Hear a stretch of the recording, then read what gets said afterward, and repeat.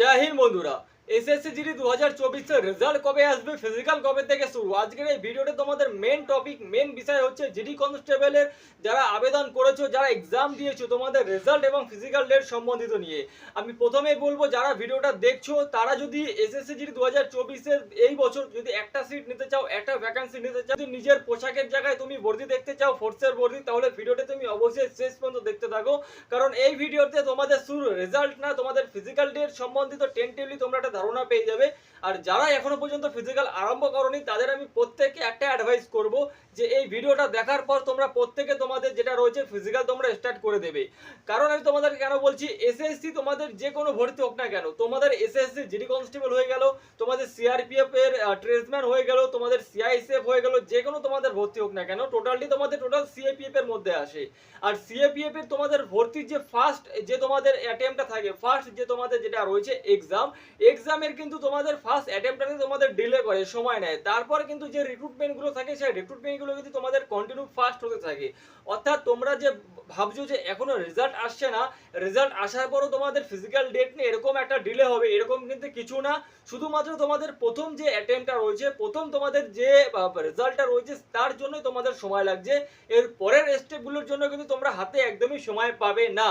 যার জন্য তোমাদের ভিডিওটা আমার বানানো হচ্ছে তোমাদের জন্য। কারণ অনেকের মাথায় একটা তোমাদের ভূত রয়েছে যে রেজাল্ট দেবে, তারপর তোমরা কোয়ালিফাইড হয়েছো কি হওনি ফিজিক্যাল টেস্টের জন্য, তারপর তোমরা তোমাদের ফিজিক্যাল গ্রাউন্ড তোমরা তোমাদের গ্রাউন্ড প্র্যাকটিসটা তোমরা স্টার্ট করবে। দেখো আমি তোমাদেরকে প্রথমেই বলে দিই, তোমাদের যে এই বছর যে নুরাল এজেন্সি তোমরা প্রত্যেকেই জানো যে আইটিবিপি নিয়েছে, এই সম্বন্ধিত তোমাদের একটা নোটিশ তোমাদের জারি হয়েছিল অফিসিয়ালি ভাবে। যেই নোটিশে তোমাদের যে এজেন্সি থাকবে, অর্থাৎ তোমাদের যে টোটালটি যে এখন তোমাদের যে টোটালটি এখন যে অনলাইন মেথড করানো হবে, ডিজিটাল মেথড, সেটা তোমাদের কি যে তোমাদের চিপও লাগানো থাকবে, আবার টোটালটি যেটা রয়েছে তোমাদের ফিজিক্যাল টেস্ট তোমাদের কভারেজ হবে সিসিটিভি ফুটেজে। তো টোটালটি যে তোমাদের ইন্তজাম রয়েছে, সেই ইন্তজামের জন্য একটা এজেন্সি দরকার রয়েছে। সেই এজেন্সি কিন্তু তোমাদের যে ডেটটা ছিল, সেই ডেটটা তোমাদের যে এজেন্সি ছিল সেটা ছিল 13 তারিখ, অর্থাৎ মে মাসের 13 তারিখ তোমাদের লাস্ট টেন্ডার এজেন্সি কিন্তু তোমাদের ডেট ছিল ফাইনাল হওয়ার। কিন্তু পরবর্তীতে দেখা যায় তোমাদের এই টেন্ডার ডেটটা তোমাদের বাড়িয়ে 21 তারিখ করা হয়েছে। অর্থাৎ 21 তারিখ আসতে কিন্তু তোমাদের আর বেশি সময় নেই, সেটা তোমরা মাথায় রাখো। তো 21 তারিখ আসার পর তোমাদের কিন্তু রেজাল্ট যখন তখন পাবলিশ হতে পারে, অর্থাৎ এই মাসে, অর্থাৎ মে মাসে কিন্তু তোমাদের রেজাল্ট পাবলিশ হতে পারে। কারণ তোমাদের আইটিবিপি তো নোডাল ফোর্স হিসেবে রয়েছে, এটা একদম পাক্কা। এইবার যে তোমাদের ডিজিটাল মোডে যেটা হবে, টোটালটি যে চিপ এবং তোমাদের সিসিটিভি ফুটেজ যে ডিজিটাল যে মেথডগুলো দরকার, টোটালটি কিন্তু ইন্তজাম করার যে লাস্ট ডেট রয়েছে যে এজেন্সি তোমাদের করবে, সেটা হচ্ছে তোমাদের 21 তারিখ। আর 21 তারিখ তোমাদের হাতে আর বেশি সময় নেই।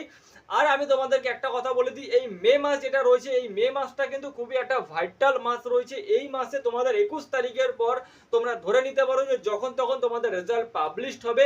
আর রেজাল্ট পাবলিশড হবার তোমরা হাতে ম্যাক্সিমাম থেকে 25 থেকে 30 দিন পাবে, ম্যাক্সিমাম 25 থেকে 30 দিন পাবে তোমরা তোমাদের ফিজিক্যাল তোমাদের নিজের টাইমিং এর মধ্যে রানিং তোলার, নিজের টাইমিং এর মধ্যে শরীর ফিটনেস রাখার। এটা মাথায় রাখবে, রানিং কিন্তু এটা কোনো রকমই কোনো কিছু না যে হালকা জিনিস। এটা ফিজিক্যাল টেস্ট কিন্তু জিডি কনস্টেবলের দৌড়, জিডি কনস্টেবলের রানিং জুন মাসে তোমাদের যদি রানিং স্টার্ট হয়ে যায়, জুন জুলাইতে তোমাদের কিন্তু গরম বর্ষার মধ্যে রানিং হবে। তো সেরকম ভাবে তোমরা এখন থেকে নিজের শরীরকে, নিজের যে মেহনত রয়েছে সেই জিনিসটাকে এখন থেকে তোমরা নিজের কাবুতে নিয়ে আসার চেষ্টা করো, না হলে কিন্তু তোমরা বড় মুশকিলে পড়ে যাবে। কারণ তোমাদের এসএসসি কিন্তু তোমাদের ফার্স্ট অ্যাটেম্প, অর্থাৎ সিএপি বা রিক্রুটমেন্টে কিন্তু ফার্স্ট যে তোমাদের অ্যাটেম্প রেজাল্ট থাকে, তাতেই কিন্তু তোমাদের সময় নেয়, তাতেই ডিলে করে। যদি তোমাদের রেজাল্ট একবার পাবলিশ হয়ে যায়, তোমাদের physical test, medical test, final cut off result সমস্ত কিন্তু তোমাদের খুবই ফাস্ট কাজ চলবে। আর বিশেষ করে তোমাদের যে এত বড় যে তোমাদের একটা কন্ডাক্ট করানো হবে, টোটাল তোমাদের প্রায় 2 লাখের কাছাকাছি তোমরা ধরতে পারো যে টোটাল 8 গুণ, অর্থাৎ 8 গুণের কাছাকাছি কিন্তু তোমাদের যে এত বড় একটা ফিজিক্যাল কন্ডাক্ট করা হবে, সেটা কিন্তু একটা লং টাইম ধরে করা হবে। যার জন্য কিন্তু তোমাদের ম্যাক্সিমাম থেকে রেজাল্ট বেরোনোর পর তোমরা 25 থেকে 30 দিন তোমরা হাতে সময় পাবে। দেখো ভিডিওটা করার একটাই মানে, জিডি কনস্টেবলের রেজাল্ট আসছে না, তোমরা হয়তো অনেকের ডিপ্রেশনে রয়েছে, অনেকের চিন্তা করছো যে আমার এত নাম্বার রয়েছে, আমার এত নাম্বার রয়েছে, আমি কি ফাইনাল সিলেকশন পাবো, আমি কি ফিজিক্যাল টেস্টে ডাক পাবো।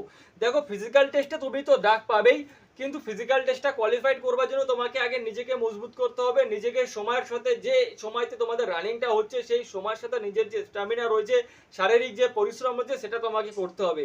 তুমি যদি এখন রেজাল্টের অপেক্ষায় থেকে থাকো যে রেজাল্ট বেরোবে তারপর ফিজিক্যাল প্র্যাকটিস শুরু করবে, তাহলে কিন্তু খুবই রেয়ার ছেলে মেয়ে থাকে তারা কিন্তু কোয়ালিফাইড হতে পারে পিএসটি আর তোমাদের যেটা রয়েছে পিইটিতে, এটা তোমরা মাথায় রাখবে। এরকমটা ভাববে না যে রেজাল্ট চলে আসলো তোমরা 10-15 দিন প্র্যাকটিস করে তোমরা পাস করে যাবে। সেই বাচ্চা সেই সমস্ত ছেলে মেয়ে কিন্তু খুবই কমই থাকে যাদের একদম শারীরিক গঠনই তোমাদের ফিজিক্যালি ভাবে হয়, ঠিক আছে? শারীরিক গঠন তোমাদের এরকম ভাবে হয় যে তাদের যে দম, যে রানিং, যারা মাঠে ঘাটে কাজ করে, যে স্ট্যামিনা তাদের নিজের শরীরের মধ্যেই থাকে। তো সবার সাথে তুমি তোমার তুলনা কম্পেয়ার করবে না। তোমার যদি নাম্বার থেকে থাকে ভালো 60, 65, 70 যদি নাম্বার থেকে থাকে, আমি একটা অ্যাডভাইস দেবো, তোমরা ফিজিক্যাল টেস্ট শুরু করে নাও। এবার ফাইনাল কাট অফ কত যাবে সেটা তোমাদের সময়ের উপর ডিপেন্ডেন্ট করবে, এবং তার আগে আমি একটা যে একটা এক্স্যাক্টলি যে একটা কত কাট অফ যেতে পারে সেই সম্বন্ধিত আমি তোমাদের মেডিকেলের আগে কিংবা মেডিকেলের পরে একটা পারপাস আমি তোমাদেরকে কাছে প্রোভাইড করে দেবো। কিন্তু মেডিকেল পর্যন্ত যাওয়ার জন্য তোমাকে ফিজিক্যাল টেস্ট কোয়ালিফাইড এবং তোমাকে রানিং কোয়ালিফাইড করতে হবে, এটা মাথায় রাখবে।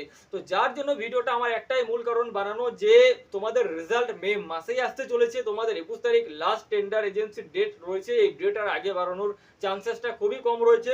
যারা এখনো পর্যন্ত বাড়িতে শুয়ে বসে রেজাল্টের অপেক্ষা করছো, ভিডিও দেখছো, তাদেরকে আমি বলবো তোমরা ফিজিক্যাল গ্রাউন্ড প্র্যাকটিস তোমরা শুরু করে দাও। যদি একটা সিট নিতে চাও, যদি এই বছর ফৌজের ড্রেস, ফৌজের বর্দি তুমি পড়তে চাও, যদি পরিবারের পাশে দাঁড়িয়ে নিজের স্বপ্ন পূরণ করতে চাও, যদি এক্সাম দিয়ে থাকো জিডি কনস্টেবলের ক্ষেত্রে, রানিংটা শুরু করো। রানিং পাস করলে তোমার কিন্তু 60% তুমি এইবার জিডি কনস্টেবলের ক্ষেত্রে তুমি পারফেক্ট হয়ে যাবে। বাকি যে 40% থাকবে তার মধ্যে 30% তোমার থাকবে মেডিকেল, 10% তোমার কাট অফ থাকবে। এটা মাথায় রাখবে। অর্থাৎ ফিজিক্যাল তোমাকে পাস করতে হবে, বাড়িতে শুয়ে বসে না থেকে তোমরা ফিজিক্যাল চালু করে দাও। ভিডিওটা আমি এখানেই শেষ করছি, দেখা হবে নেক্সট ভিডিওতে। ভিডিওটি ভালো লাগলে অবশ্যই লাইক এবং শেয়ার করে দিও, এবং চ্যানেলে প্রথমবার হলে সাবস্ক্রাইব করে দিও। জয় হিন্দ।